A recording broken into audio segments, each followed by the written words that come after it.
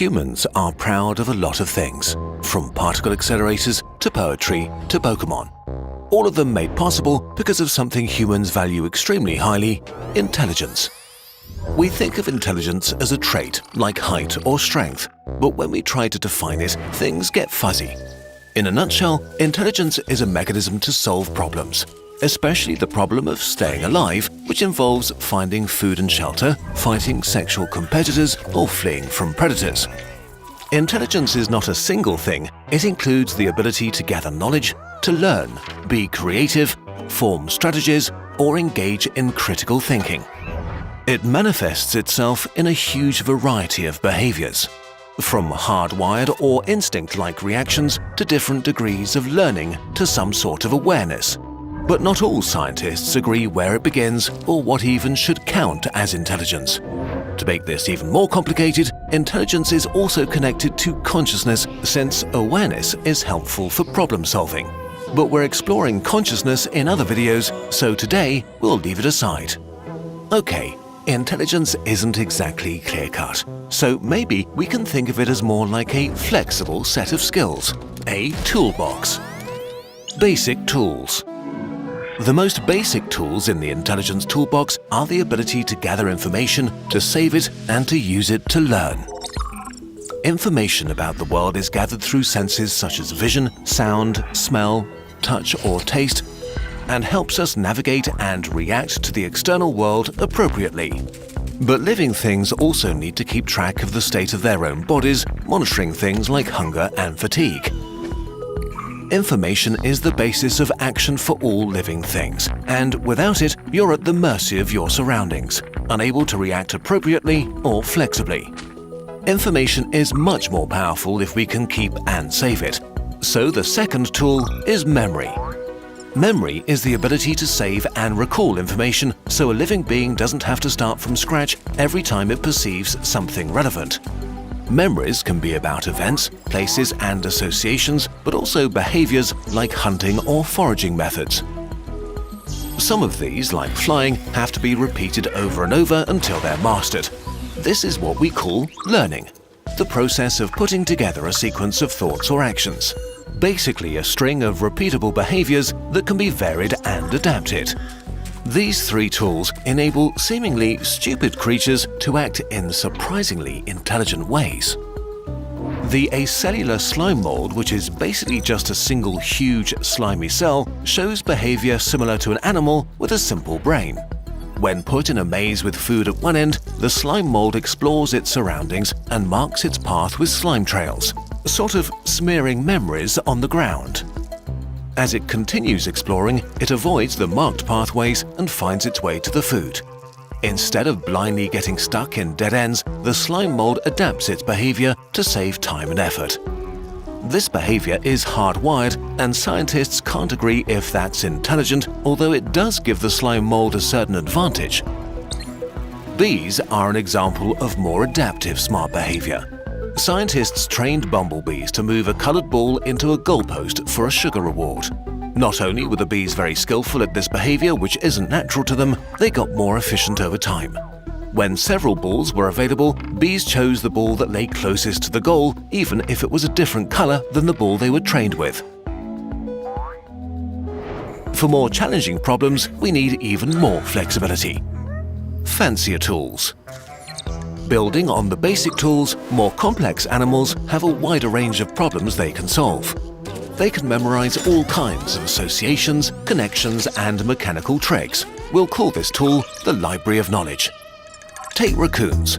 Their favorite kind of food is human food. Their approach to getting hold of such treats depends upon an assortment of theoretical and practical skills that makes them master burglars, able to open windows or pick locks.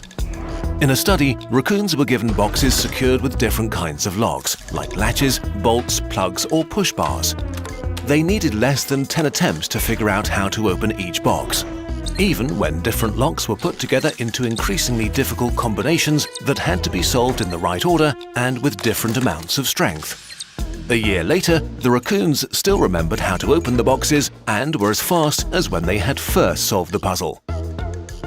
Beyond our library of associations and skills, the most impressive tool in our box is creativity, a sort of mental duct tape. Being creative means producing something new and valuable from apparently unrelated things. In the context of intelligence, this means making new and unusual connections, pairing input with memories and skills to come up with a unique solution to a problem.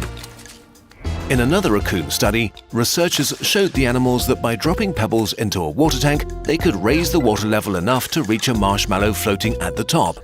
One raccoon came up with a much better solution. It tipped the tub over. Another facet of creativity is applying a new resource to a task: physical tools.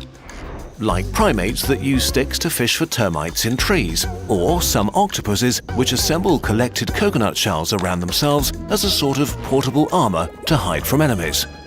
Collecting materials for later use is connected to an even more advanced dimension of problem solving: planning. Planning means considering the activities required for a desired goal and putting them together in a plan.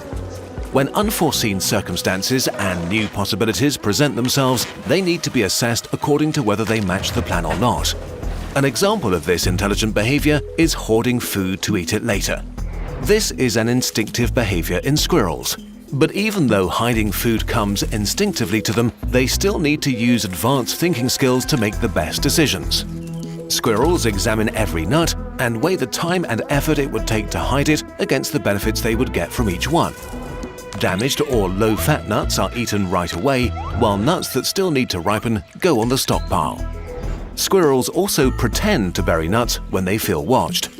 These empty caches distract rivals from their real treasure. This is pretty advanced strategizing because to make a plan to distract someone else, you first have to be aware that there are others like you that want the same things. The more complex the problem, the more tools are needed in combination to solve it. So the more tools there are, the more flexibility a being has to solve the challenges life throws at them. But even for complex problems, each animal's individual situation is what counts. Squirrels are omnivores that defend their territories fiercely. For them, it makes sense to remember where there's food in different locations and trick their enemies to improve their chances of survival.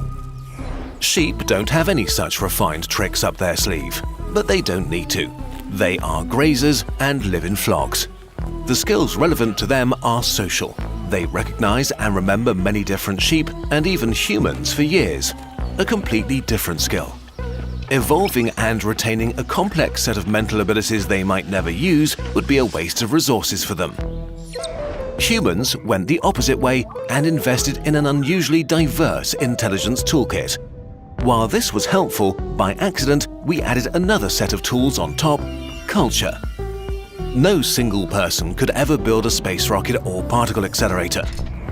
But thanks to our ability to work together and to share knowledge across generations, we can overcome challenges beyond any single individual's ability. This allowed us to shape the planet to our liking.